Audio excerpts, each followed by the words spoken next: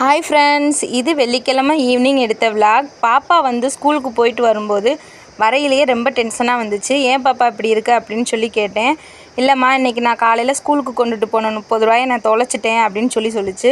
சரி, விளையாட்டுத்தனமாக பையில் வச்சுருந்துருக்கோம், எங்கேயாவது கீழே போட்டிருக்கோம் அப்படின்னு சொல்லிட்டு நான் பாப்பாவை கொஞ்சம் சமாதானப்படுத்தினேன். அது மைண்டை கொஞ்சம் ரிலாக்ஸ் பண்ணுறதுக்காக நான் நிறையா வேலையெல்லாம் கொடுத்தேன். இருந்தாலுமே அது கொஞ்சம் ரிலாக்ஸ் ஆகாமல் தான் இருந்துச்சு பாப்பா.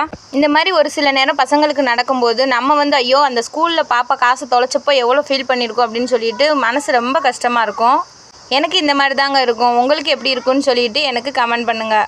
வீடியோ பிடிச்சா லைக் பண்ணிக்கோங்க. ஸ்கூலுக்கு போகும்போது 5 ரூபா 10 ரூபா இதே பெரிய விஷயமா தெரியும். இப்போ 30 ரூபா அப்படின்றப்போ அது பாப்பாவை பொறுத்தளவுக்கு ரொம்ப பெரிய விஷயம். சரி, இனிமேல் நீ காசு கொண்டுட்டு போகாத, முழு காசு இப்படி அமௌண்ட்டாக கொண்டுட்டு போகாத பாப்பான்னு சொல்லி பாப்பாவை சரி பண்ணிட்டோம். உங்கள் பசங்களோ இல்லை வீட்டில் ஏதாவது ஒரு பொருள் காணாமல் போயிடுச்சுனாலோ உங்களுக்கு எப்படி இருக்கும் அப்படின்னு சொல்லி கமெண்ட் பண்ணுங்கள். எங்கள் வீடியோ பிடிச்சா ஒரு லைக் பண்ணுங்கள். Thank you friends.